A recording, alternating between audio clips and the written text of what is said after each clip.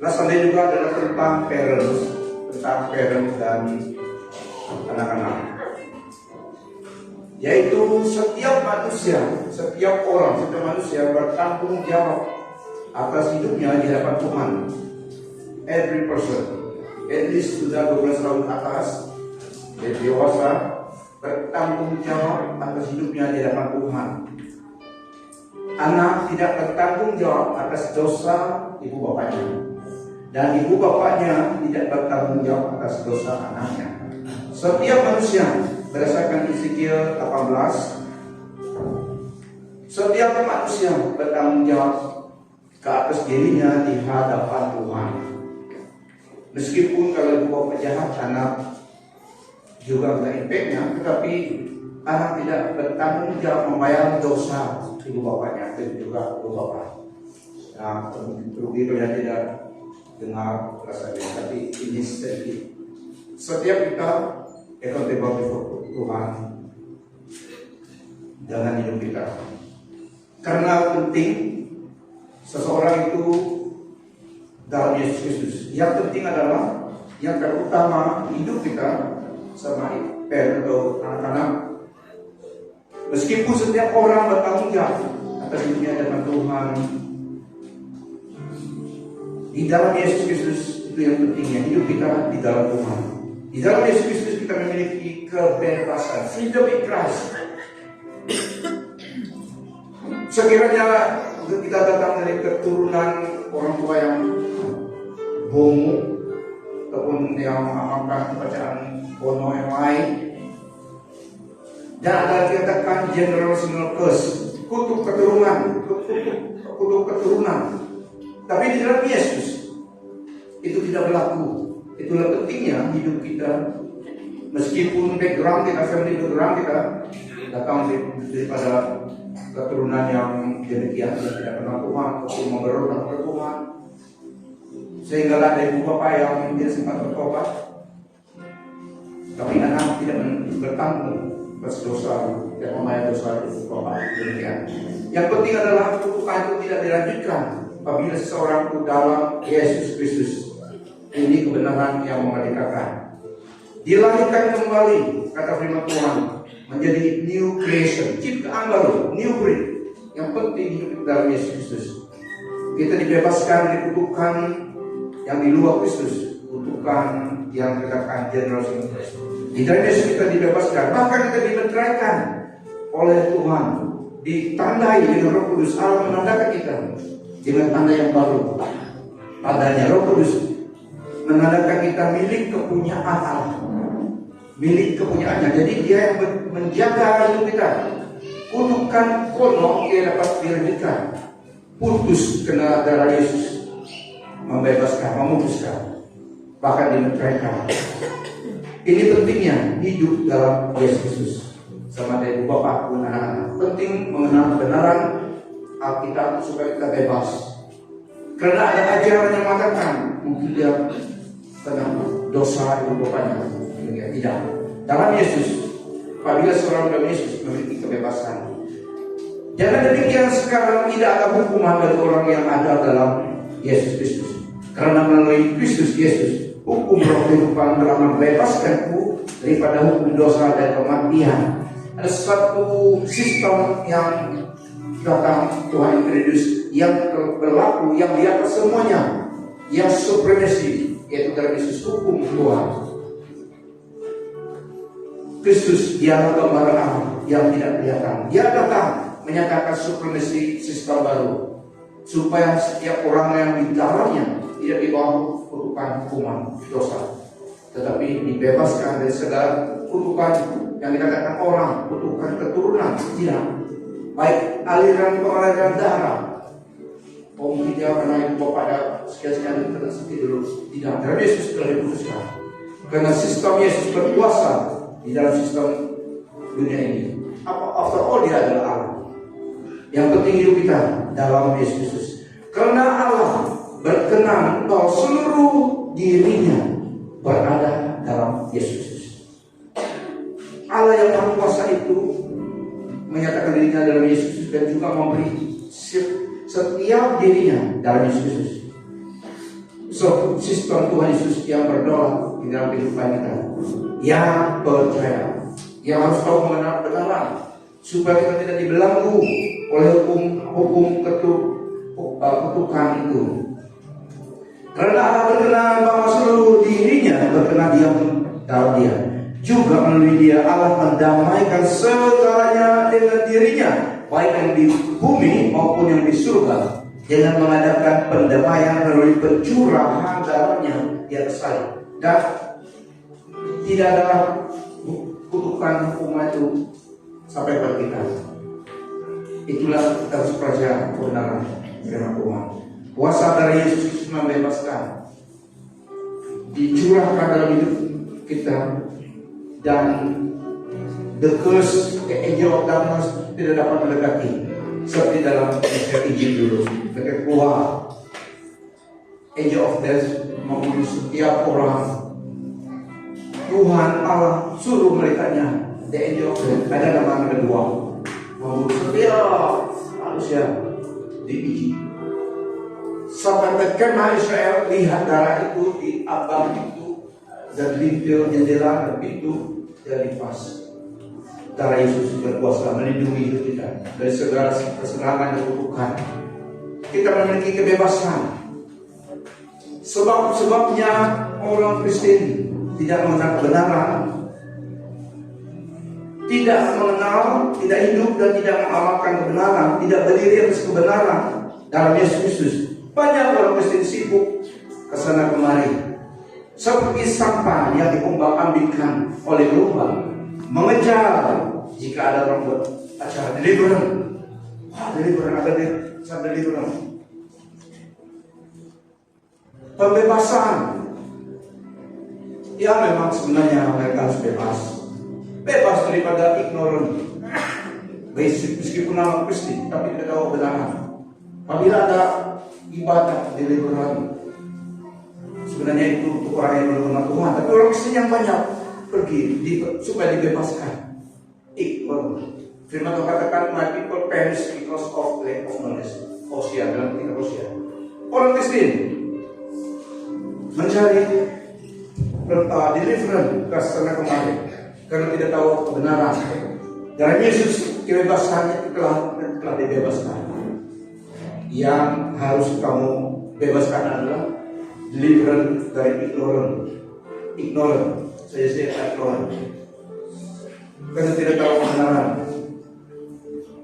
Itulah yang harus kamu dibebaskan, mengenal kebenaran. Ya, my people perish because lack of knowledge, kata Hosea 4:6. Karena di dalam Yesus kita orang Kristen dibebaskan dari semua kutukan ini. Yesus sudah tahu semua itu, tidak sebagiannya, semuanya, physical and spiritual bondage. The curses tidak berlaku lagi atas hidup kita.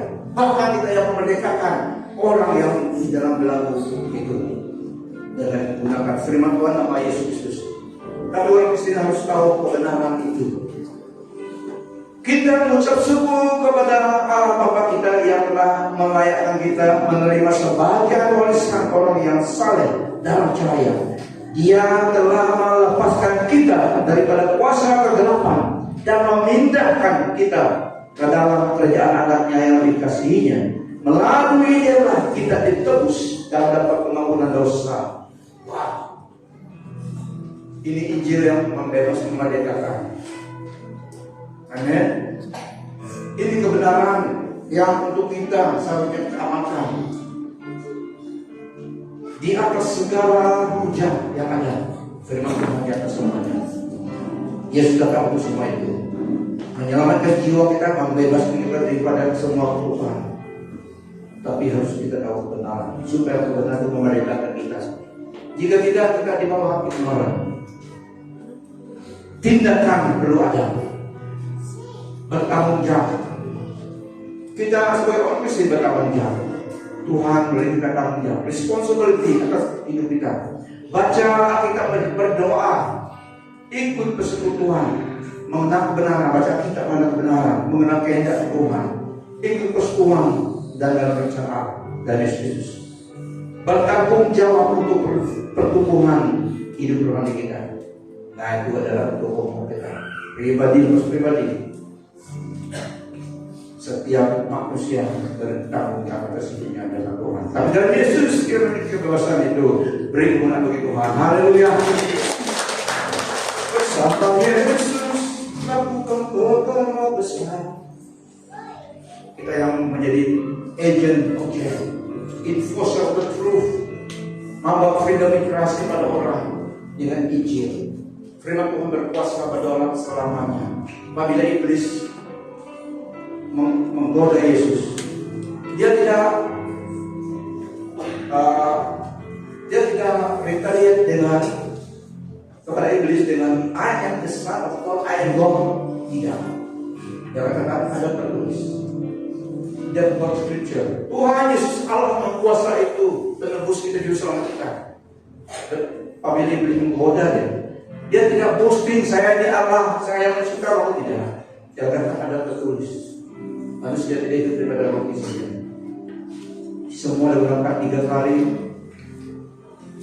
Kelaparan, menggoda, tapi Tuhan gunakan firman Tuhan ada tertulis. So itu ulasan ataupun recap, rumusan dari tahu saya hari ini adalah Parents Day, ya. Itu terlaksana saja. Oke, kita masuk dalam slot kedua, episode kedua. Pertama, saya pernah Parents Day, saya ingin bagi nasihat bahasa firman Tuhan untuk kita. Pertama untuk anak-anak kita.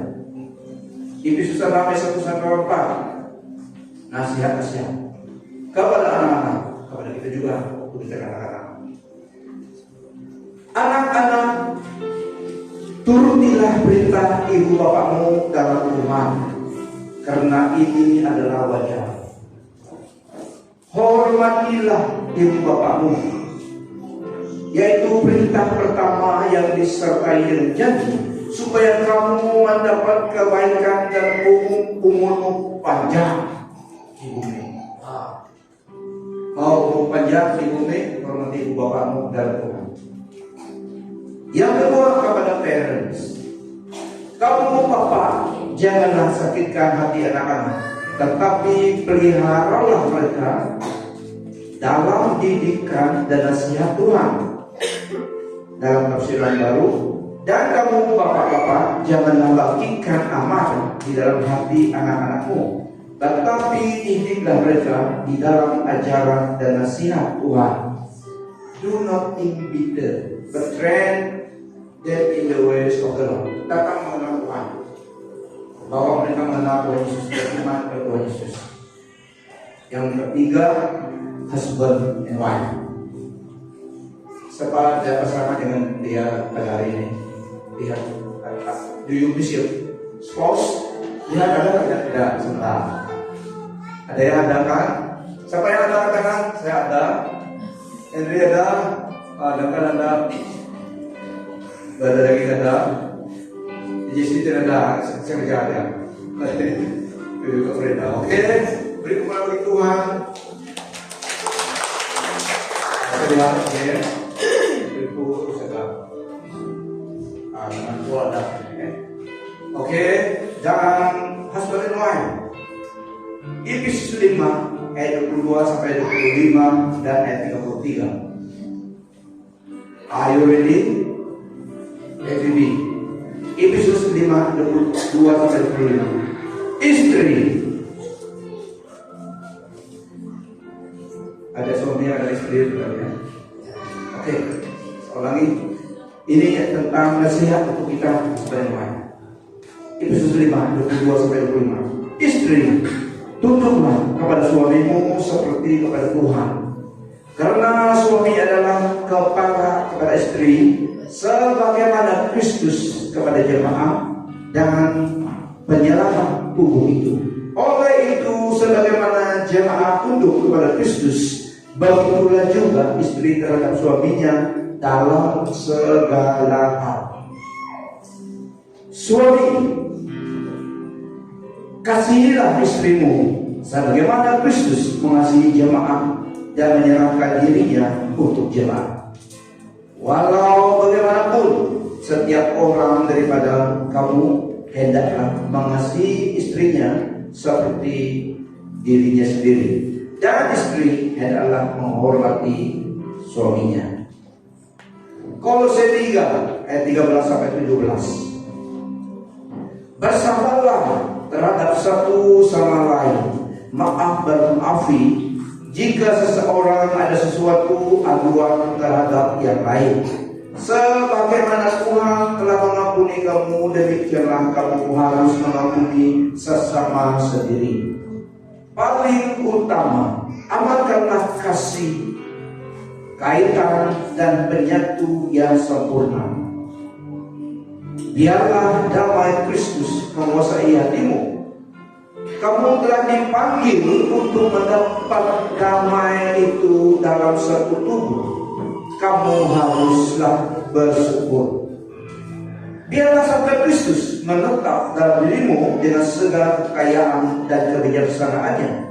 Ajar dan nasihati satu sama lain dengan mazmur, lagu pujian dan nyanyian rohani, serta nyanyikanlah lagu rohani dengan rasa syukur kepada Allah dalam hatimu. Segala yang kamu katakan dan lakukan haruslah dengan nama Tuhan Yesus, sambil mengucap syukur kepada Bapa kita Allah melaluinya. Untuk suami istri, are you willing to do that? Will you do that? Shall we do that? Amen. Ini untuk kita, nasihat untuk kita. Sebagai aplikasinya, peranan dan tanggung jawab ibu bapak kepada kita semua dan anak-anak saudara kita. Peranan dan ibu bapak, peranan dan tanggung jawab ibu bapak dalam kehidupan seseorang sangat penting, merangkumi banyak aspek. Selain bekerja sebagai breadwinner, sebagai orang yang menyara keperluan rumah tangga, welfare keluarga, merangkumi semua urusan dalam keluarga. Jika anak-anak kawin, harus rujuk pada bapak. Siapa yang belum kawin, rujuk pada bapak. Oke? Contohnya, ini contohnya beberapa peranan ibu bapak dalam kehidupan kita sangat penting. Dan yang kedua, peranan tanggung jawab ibu bapak itu secara yang kedua ini secara rohani. Yang tadi itu komersial tanggung jawab ibu bapak SPL. Yang kedua ini sangat penting. Selain daripada breadwinner ataupun yang menyerah hidup mencari nafkah, ibu bapak dikehendaki oleh Tuhan untuk mendoakan keluarganya, mendidik, menuntun, memimpin anak-anak mereka kepada iman di dalam Tuhan Yesus Kristus. Contohnya dalam Alkitab, Cornelius. Oleh karena Cornelius menyembah Allah orang Israel, sehingga dia memberi offeringnya, sehingga dia menemukan Allah yang benar, Yesus Kristus, sehingga dia dan keluarganya diselamatkan. Oleh karena iman Cornelius yang bukan Yahudi, orang Italia, tapi dia tahu Allah orang Israel Allah yang benar. Dia terus menyembah, beri pertolongan oleh Tuhan, sehingga satu hari malaikat Tuhan diutus oleh Allah, utus Petrus ke rumah Cornelius. Dan juga Joshua juga nama Cornelius dan Joshua. Kalian yang belum ada nama anak Joshua, nanti Joshua juga. Cornelius dan Joshua, inilah dua contoh yang lengkap yang menjadi ibu bapak, parents yang bertanggung jawab atas keluarganya dari aspek rohani dan juga jasmani, rajin bekerja dan juga beribadah kepada Tuhan. Bapak-bapak yang humble, diberi tugas yang tinggi seperti Cornelius, banyak yang di bawah perintahnya. Begitu juga Joshua memimpin rakyat Israel, tapi mereka di hadapan Tuhan humble themselves.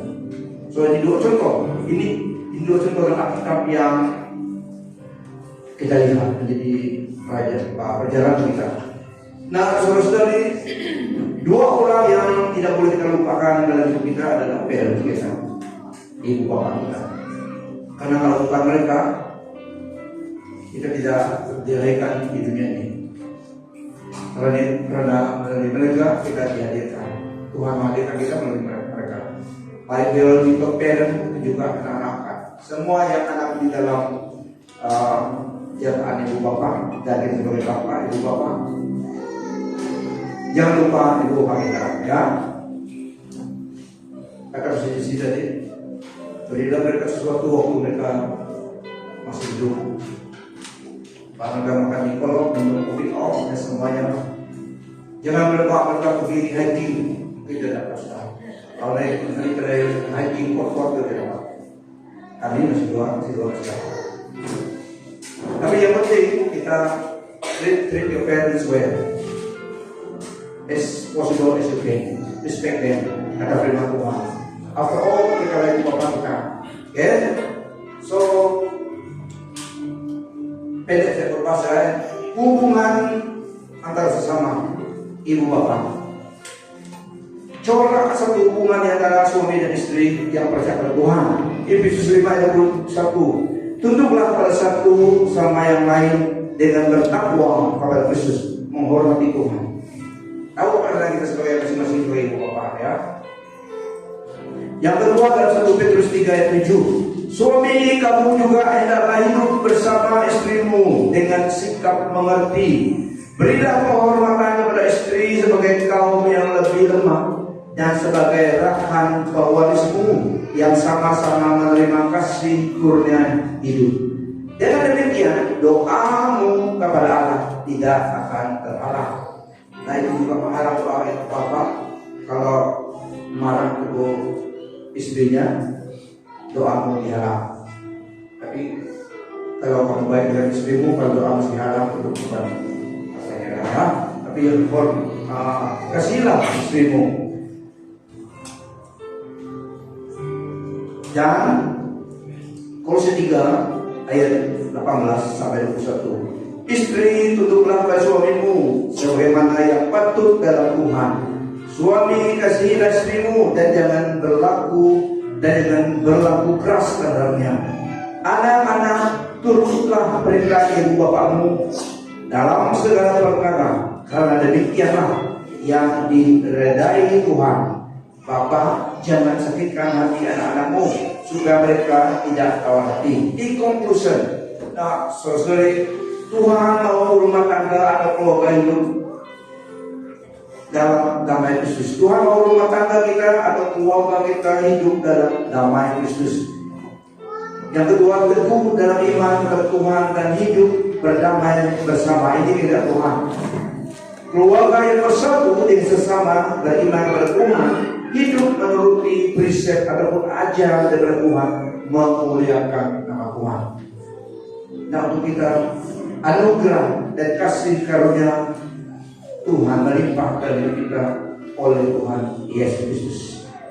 Yang terakhir Korintus 13 dan 14. Kasih karunia Tuhan Yesus Kristus dan kasih Allah dan persekutuan Roh Kudus menyertai kita, ibu bapak semua sekalian. Tuhan Yesus memberkati.